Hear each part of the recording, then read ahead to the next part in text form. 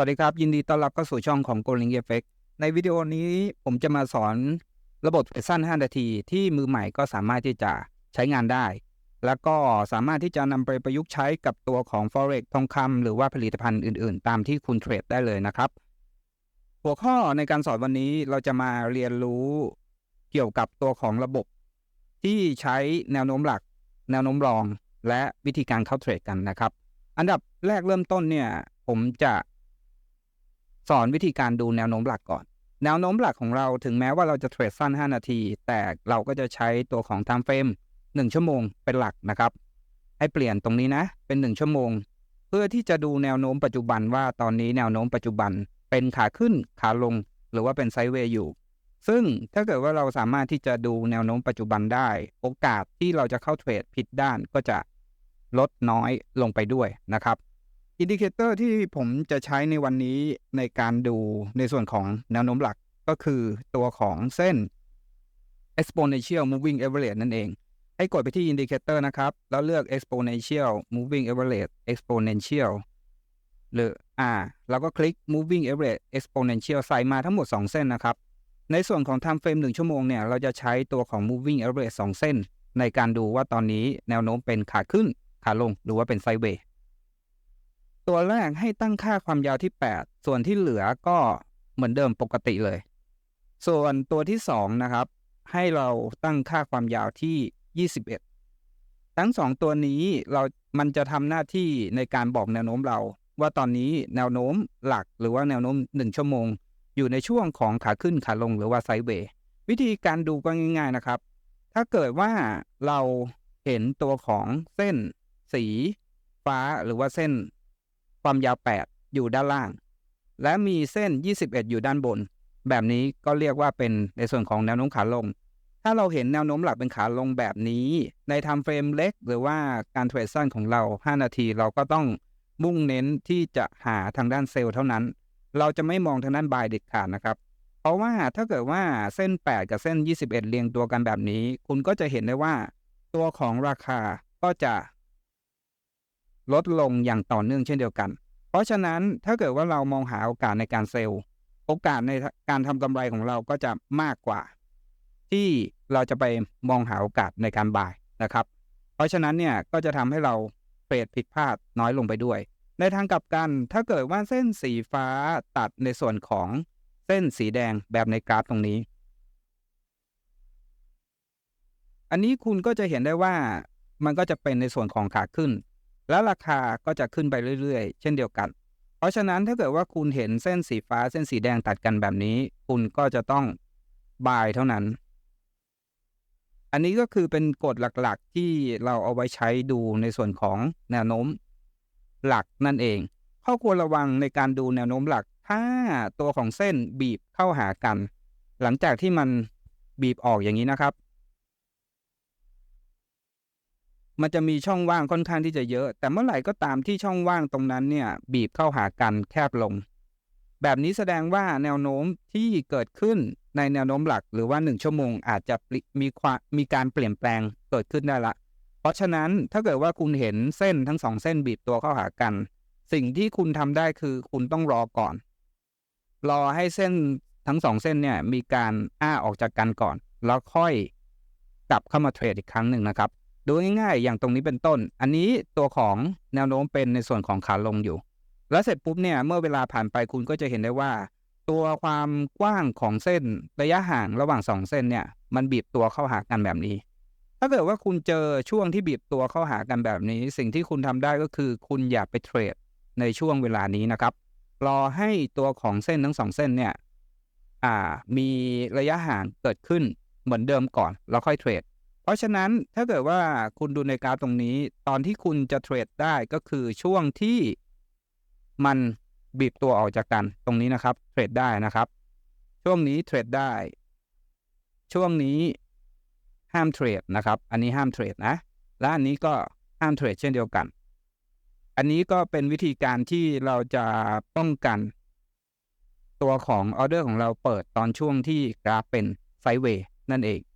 และขาขึ้นก็เช่นเดียวกันนะครับขาขึ้นเราก็ต้องมองหาช่วงที่ราคาเนี่ยมันมีการ ระยะห่างระหว่างเส้น8กับ21อยู่ห่างกันเช่นเดียวกันแบบนี้เป็นต้นเมื่อมันอยู่ห่างกันแบบนี้เนี่ยเราสามารถที่จะเข้าบ่ายได้แต่เมื่อไหร่ก็ตามช่วงที่ราคา8กับ21บีบตัวเข้าหากันตรงนี้แล้วก็ตรงนี้เราก็จะพิจารณาในการที่ยังไม่เทรดก่อนอาจจะเปลี่ยนคู่เงินเปลี่ยนผลิตภัณฑ์หรือว่ารอระยะเวลาใหม่ก็ได้เช่นเดียวกันนะครับเพราะฉะนั้นเนี่ยคุณก็จะเห็นได้ว่าถ้าเกิดว่าคุณเทรดตามช่วงที่ระยะห่างมีระยะห่างตรงนี้เป็นบายตรงนี้เนี่ยโอกาสที่เราจะทำกำไรได้ก็ค่อนข้างที่จะสูงแต่เมื่อไหร่ก็ตามที่เส้นมันบีบเข้าหากันโอกาสที่เราจะทำกำไรได้ก็จะต่ำลงไปด้วยอันนี้ก็คือในส่วนของแนวโน้มหลักนะครับดูง่ายๆแค่นี้เลยและเสร็จปุ๊บถ้าเกิดว่าเราเห็นแนวโน้มหลักเสร็จเรียบร้อยแล้วเนี่ยสิ่งที่เราจะทำต่อมาก็คือเราจะเปลี่ยนไทม์เฟรมเป็น5นาทีซึ่งในไทม์เฟรม5นาทีสิ่งที่เราต้องการให้มันเกิดขึ้นก็จะเหมือนกับตัวของแนวโน้มหลักนั่นก็คือตัวเส้น8กับ21ก็ต้องเรียงตัวกันเหมือนเดิมด้วยอย่างเช่นตรงนี้นะครับอันนี้ก็คือในส่วนของขาลงไทม์เฟรม5นาทีก็จะต้องเป็นด้านเซลล์แบบนี้เหมือนกันนั่นก็คือเส้น8จะอยู่ด้านล่างแล้วก็เส้น21จะอยู่ด้านบนแล้วเราก็จะหลีกเลี่ยงช่วงที่ราคามันบีบตัวเข้าหากันเหมือนเดิมนั่นเองวิธีการก็ง่ายๆแค่นี้นะครับถ้าเกิดว่าเป็นขาขึ้นเราก็จะใช้แบบเดียวกันนั่นก็คือรอจนกว่าตัวของเส้น8และ21เนี่ยมันจะเกิดการห่างตัวเกิดขึ้นและเราก็จะ เทรดในด้านของขาบายนั่นเองอันนี้ก็คือวิธีการดูแนวโน้มหลักและแนวโน้มรองเพราะฉะนั้นถ้าเกิดว่าคุณเห็นแนวโน้มหลักเป็นบายนะครับสิ่งที่คุณต้องการในแนวโน้ม5นาทีหรือว่าแนวโน้มรองก็ต้องเป็นในส่วนของบายเช่นเดียวกันถ้าเกิดว่าคุณเห็นแนวโน้มหลักเป็นเซลล์สิ่งที่คุณต้องการเห็นในแนวโน้มรองก็ต้องเป็นในส่วนของเซลล์เช่นเดียวกันเราจะรอจนกว่าตัวของแนวโน้มเนี่ยเกิดแนวโน้มในทิศทางเดียวกันทั้ง2 time frame นั่นก็คือเราจะเช็คที่ตัวของ H1 ก่อนว่าตอนนี้มันอยู่ที่แนวโน้มไหนแล้วเสร็จปุ๊บแนวโน้มรอง5นาทีของเราก็จะเทรดตามนั้นนั่นก็คือถ้าแนวโน้มหลักเป็นบายเราก็จะหาโอกาสในการบายถ้าแนวโน้มหลักเป็นเซลล์เราก็จะหาโอกาสในการเซลล์การทำแบบนี้เนี่ยโอกาสที่คุณจะเทรดและถูกด้านก็จะมีสูงกว่าเดิมแต่ถ้าเกิดว่าคุณไม่ยอมที่จะดูตัวของแนวโน้มหลักและดูตัวของแนวโน้ม5นาทีอย่างเดียวสิ่งที่เกิดขึ้นได้ก็คือคุณอาจจะเทรดสลับด้านหรือว่าไม่ถูกต้องกับแนวโน้มที่เกิดขึ้นในแนวโน้ม1ชั่วโมงเพราะฉะนั้นราคาก็อาจจะไม่เป็นไปตามที่คิดแล้วก็เสียหายหนักกว่าเดิมก็ได้เช่นเดียวกันนะครับอันนี้ก็คือแนวโน้มหลักและแนวโน้มรองเราจะเอา2ตัวเนี้ยมาผนวกกันแล้วผมจะอธิบายตัวอย่างวิธีการเข้าเทรดให้ว่าถ้าเกิดว่าคุณเทรดสั้นหรือว่า scalping คุณควรที่จะเข้าออเดอร์ buy หรือ sell ตรงไหนแล้วตรงไหนเป็น stop loss ที่โอเคที่สุดแล้วตรงไหนที่คุณควรที่จะออกจากเทรดสามารถนำไปประยุกต์ใช้เพื่อเทรดยาวได้นะครับแต่อันนี้เราจะพูดโฟกัสไปที่ตัวของเทรดสั้นก่อนอันดับแรกให้คุณมาที่กราฟ1ชั่วโมงอย่างกราฟล่าสุดที่เราเห็นตรงนี้เนี่ยคุณก็จะเห็นได้ว่าตอนนี้สิ่งที่เกิดขึ้นก็คือก่อนหน้านี้มันจะเป็นในส่วนของแนวโน้มเซลล์นะครับที่ผมไฮไลท์สีเขียวไว้นี่นะแล้วก็จะมีช่วงที่moving average บีบตัวเข้าหากันซึ่งตอนนั้นเราจะไม่เทรดนะครับเมื่อเราเห็นว่าตอนนี้มันเป็นในส่วนของแนวโน้มเซลล์เราก็จะไปดูที่ time frame 5นาทีว่าเราจะทำอะไรกับมันได้บ้างนะครับช่วงที่ผมไฮไลท์ไว้เนี่ยจะเห็นได้ว่าไฮไลท์1ชั่วโมงแต่ time frame 5นาทีก็จะเป็นช่วงที่ค่อนข้างที่จะยาวกินระยะเวลาตั้งแต่วันที่11จนถึงวันที่14นะครับเป็นเวลา3วันด้วยกันวิธีการเทรดของเรานั้นก็ไม่มีอะไรยุ่งยากอันดับแรกให้คุณดูในส่วนของแนวโน้มก่อนว่าถ้าเกิดว่ามันเกิดแนวโน้มในส่วนของขาเซลล์เหมือนกับแนวโน้มหลักของ H1 คุณก็สามารถที่จะเข้าเทรดได้แต่ถ้าเกิดว่ามันไม่ได้เกิดในส่วนของแนวโน้มขาเซลล์คุณก็ไม่สามารถที่จะเทรดได้นะครับยกตัวอย่างในกราฟตรงนี้ช่วงที่คุณจะเทรดไม่ได้ก็คือช่วงที่ ราคาเกิดแนวโน้มขาขึ้นหรือว่าตัวของราคาเนี่ยเส้นมันบีบตัวเข้าหากันนั่นเองนะครับซึ่งในกราฟคุณก็จะเห็นได้ว่าช่วงที่ตัวของเส้น moving average ตัดกันเป็นขาขึ้นเนี่ยถ้าเกิดว่าคุณเข้าเทรดในด้านของขาบายโอกาสที่คุณจะเสียเงินก็ค่อนข้างที่จะสูงพอสมควรเลยนะครับอันนี้ก็สามารถที่จะหลีกเลี่ยงการเทรดผิดด้านไปได้ค่อนข้างที่จะเยอะพอสมควรต่อมาเมื่อเราเทรดกราฟ5 นาทีเนี่ยสิ่งที่เราจะรอในการเทรดของเรานั่นก็คือเป็นเรื่องแนวโน้มพื้นฐานซึ่งผมก็จะสอดแทรกเข้าไปแทบทุกวิดีโอเพราะว่าการดูแนวโน้มพื้นฐานเนี่ยถ้าเกิดว่าคุณทำได้โอกาสที่คุณจะทำกำไรก็ค่อนข้างที่จะสูงตามไปด้วยนั่นเอง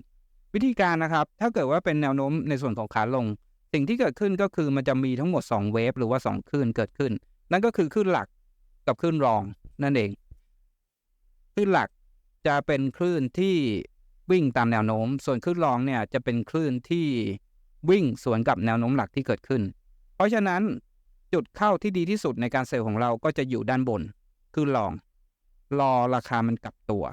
แต่เราจะรู้ได้ไงว่าตรงไหนมันจะเป็นช่วงที่ราคาควรที่จะปรับตัวลงได้ละตรงนี้เราจะใช้ในส่วนของ moving average 8 กับ 21มาเป็นตัวช่วยในการเทรดของเรานะครับส่วนมากแล้ววิธีการที่ผมใช้เนี่ยก็คือใช้ในช่วง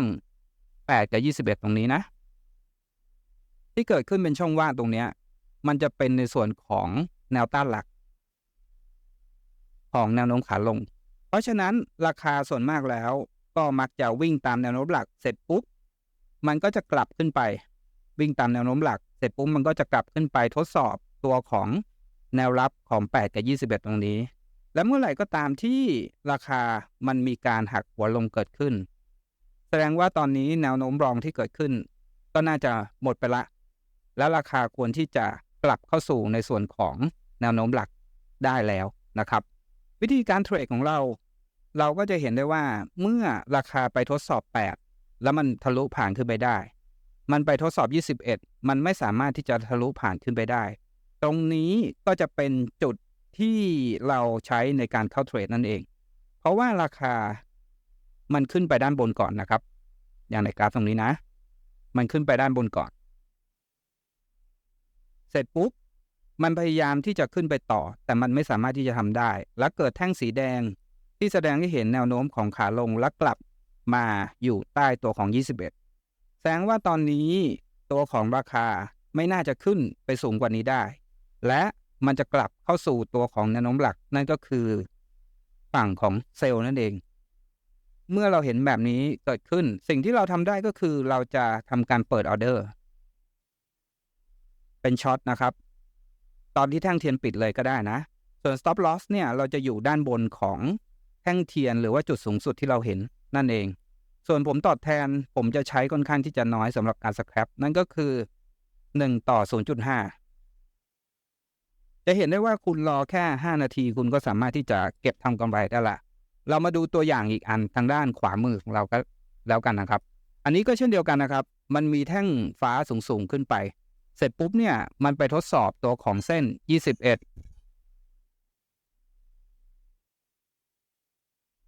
แต่มันไม่สามารถที่จะผ่านขึ้นไปได้อันนี้ก็เป็นอีกตัวอย่างหนึ่งนะครับนั่นก็คือตัวของราคาเนี่ยขึ้นไปทดสอบเส้น moving average 8 กับ 21เสร็จปุ๊บก็ไม่สามารถที่จะผ่านขึ้นไปได้วิธีการสังเกตง่ายๆก็คือคุณก็จะเห็นว่ามันจะเกิดในส่วนของหางเกิดขึ้นแบบนี้แสดงให้เห็นว่าตอนนี้ราคาไม่สามารถที่จะขึ้นไปด้านบนได้หางจะยาวหน่อยนะครับแล้วเสร็จปุ๊บอีกแท่งหนึ่งเป็นแท่งสีแดงลงมาเมื่อเราเห็นแท่งสีแดงลงมาแบบนี้เสร็จสิ้นเรียบร้อยแล้วเนี่ยสิ่งที่เราจะทำเราก็จะเข้าเซลล์ทันทีนะครับโดยที่ตั้ง stop loss ไว้ที่จุดสูงสุดที่เราเห็นด้านบนและตั้ง take profit ไว้แค่ 0.5 การเทรดสั้นแบบนี้เราจะได้วินเรทค่อนข้างที่จะเยอะพอสมควรเลยทีเดียวต่อมาเนี่ยคุณก็จะเห็นได้ว่าราคามันก็จะมีการบีบตัวเกิดขึ้นทำให้เราไม่สามารถที่จะเข้าเทรดได้อย่างเช่นตรงนี้เป็นต้นเราก็จะเห็นได้ว่าตัวของราคาเนี่ยมีการบีบตัวเข้าหากันถ้าเกิดว่าคุณเห็นราคาบีบตัวเข้าหากันเส้น moving average บีบตัวเข้าหากัน สิ่งที่คุณทำได้ก็คือคุณต้องรอก่อนนะครับอย่าเพิ่งไปเข้าเทรดเราจะเข้าเทรดอีกครั้งก็ในช่วงที่ราคาตัวของเส้น moving average เนี่ยมีช่องว่างพอสมควรอย่างเช่นตรงนี้เป็นต้นราคามีการดิดตัวขึ้นข้างบนเสร็จสิ้นเรียบร้อยแล้วเนี่ยคุณก็จะเห็นว่ามันจะมีหางเกิดขึ้นตรงนี้ถ้าเกิดว่ามันมีหางเกิดขึ้นแสดงว่าตรงนี้เป็นแนวที่ราคาอาจจะไม่สามารถผ่านไปได้เมื่อเราเห็นว่าราคาอาจจะผ่านไปไม่ได้เสร็จสิ้นเรียบร้อยแล้วเนี่ยให้เรารอแท่งตัวของสีแดงอีกครั้งหนึ่งนั่นก็คือแท่งต่อมานะครับก็จะเป็นแท่งสีแดงแบบนี้เกิดขึ้นให้เราเข้าเซลล์โดยที่ตั้ง stop loss ไว้ที่จุดสูงสุดเลยตัวของแท่งไปสักนิดหนึ่งและเก็บกำไรแค่ 0.5 เท่าอีกอันก็เช่นเดียวกันนะครับเมื่อเวลาผ่านไปคุณก็จะเห็นได้ว่าตัวของราคามาทดสอบอีกครั้งหนึ่งถ้าเกิดว่าเราดูดีๆคุณก็จะเห็นได้ว่าช่วงก่อนหน้านี้ราคาก็จะมีขึ้นมาทดสอบแล้วตรงนี้แต่คุณจะไม่เห็นตัวของหางเกิดขึ้นเพราะฉะนั้นการที่เราจะเข้าเทรดตรงนี้ค่อนข้างที่จะอันตรายพอสมควรแล้วเราก็จะเห็นว่าแท่งถัดมาเนี่ยมีหางเกิดขึ้นค่อนข้างที่จะเยอะละแต่ก็ยังไม่มีแท่งสีแดงตามมาสักทีจนมาเป็นแท่งนี้นะครับที่หางเกิดขึ้นเสร็จปุ๊บก็ตามด้วยแท่งแดงค่อนข้างที่จะใหญ่เพราะฉะนั้นเราก็สามารถที่จะเข้าเทรดได้เลยนะครับทางด้านของขาลงเช่นเดิมโดยที่ตั้งเป้าหมายไว้ที่ 0.5 เท่าของ stop loss เหมือนเดิม stop loss เราก็จะอยู่ด้านบนนี้นะและเป้าหมายเราจะอยู่ประมาณแค่ 0.5 เท่าวิธีการนี้คุณก็จะสามารถที่จะเทรดสั้นหรือว่า scalping ทำกำไรได้อย่างค่อนข้างที่จะรวดเร็วอันนี้ก็คือตัวอย่างในขาเซลล์นะครับคุณก็จะเห็นได้ว่าถ้าเกิดว่าคุณทำตามนี้เนี่ยโอกาสที่เราจะทำกำไรได้ก็ค่อนข้างที่จะสูงพอสมควรเลยทีเดียวและเราก็จะป้องกันการเข้าเทรดผิดด้านได้ค่อนข้างที่จะเยอะมากเลยทีเดียวเดี๋ยวเรามาดูในส่วนของขาขึ้นกันนะครับเดี๋ยวผมขอยกตัวอย่างเป็นแถวๆนี้ละกันอันนี้ก็คือใน time frame 1 ชั่วโมงคุณก็จะเห็นว่าตอนนี้ราคามันเป็นในส่วนของ moving average 8อยู่ด้านบนแล้วก็21อยู่ด้านล่างเพราะฉะนั้นตรงนี้ก็จะเป็นขาขึ้นนั่นเองเสร็จสิ้นเรียบร้อยเราจะย่อยไปที่5นาทีนะครับใน time frame 5นาทีตรงที่ไฮไลท์สีเขียวไว้เนี่ยก็คือในช่วงที่ราคาเป็นในส่วนของขาขึ้นเกิดขึ้นจะเริ่มต้นสักประมาณวันที่9นะครับแต่อย่างที่คุณเห็นว่ากราฟไม่ค่อยสวยเท่าไหร่เราจะเริ่มต้นเทรดจริงๆเนี่ยประมาณวันที่10ละหลังจากที่มันเป็นขาขึ้นมาสัก1วันการเข้าเทรดก็เหมือนกับในส่วนของขาลงที่เกิดขึ้นนั่นก็คือเรารอให้8กับ21เนี่ยมันเรียงตัวกันสวยๆก่อนพอ8กับ21เรียงตัวกันสวยเสร็จสิ้นเรียบร้อยแล้วสิ่งที่เราจะดูต่อไปก็คือรอให้ราคาเนี่ยย่อกลับลงมาที่ด้านล่างเสร็จปุ๊บเมื่อราคาย่อกลับลงมาที่ด้านล่างเสร็จสิ้นเรียบร้อยคุณก็จะเข้าเทรดตอนที่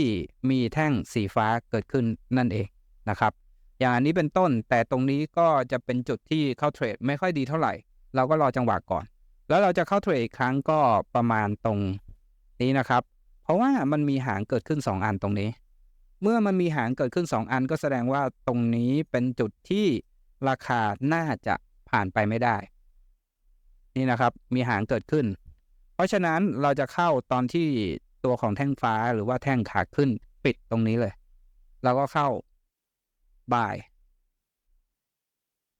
แล้วตั้ง stop loss ไว้ตรงที่จุดต่ำสุดที่เราเห็น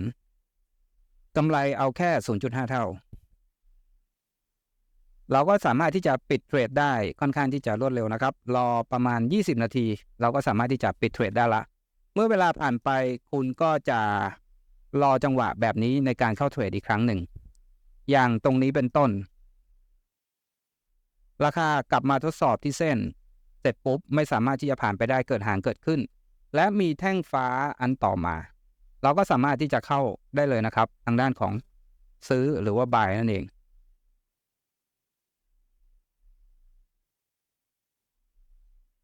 ตรงนี้เราก็สามารถที่จะปิดการเทรดได้เช่นเดียวกันนะครับและเมื่อเวลาผ่านไปคุณก็จะเห็นได้ว่ามันเกิดเส้นที่มาทดสอบที่8เหมือนกันและอีกแท่งหนึ่งก็เป็นสีฟ้าตรงนี้เราก็สามารถที่จะเข้าเทรดได้เหมือนเดิมเลย buy นะครับ แล้วก็ stop loss อยู่ด้านล่างตรงนี้เราก็จะทำแบบเดิมไปเรื่อยๆจนกว่าตัวของแนวโน้มมีการเปลี่ยนแปลงเกิดขึ้นถ้าแนวโน้มยังไม่มีการเปลี่ยนแปลงเราก็สามารถที่จะเข้าเทรดในด้านของขาบ่ายต่อไป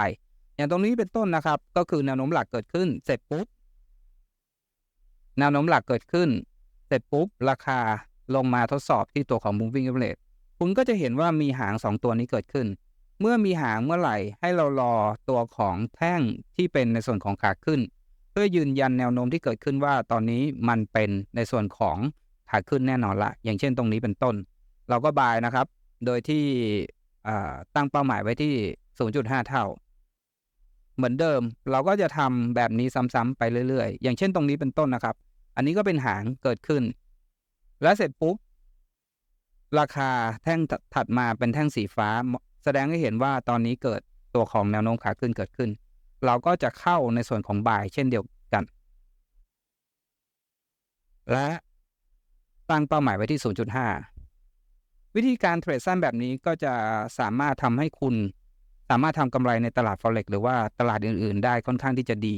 แต่สิ่งที่สำคัญที่ทำให้ระบบนี้สามารถที่จะใช้ได้คือเรื่องของแนวโน้มหลักถ้าเกิดว่าเราไม่ดูแนวโน้มหลักที่1ชั่วโมงก่อนโอกาสที่คุณจะเข้าผิดทางหรือว่าผิดพลาดก็ค่อนข้างที่จะสูงเพราะฉะนั้นถ้าเกิดว่าใครนำไปประยุกต์ใช้อย่าลืมว่าอันดับแรกสุดคุณต้องดูแนวโน้มหลักให้ได้ก่อนว่าตอนนี้แนวโน้มหลักเป็นขาขึ้นหรือว่าขาลงอันดับที่2ค่อยมาดูตัวของแนวโน้มรองและหาจุดเข้านั่นเอง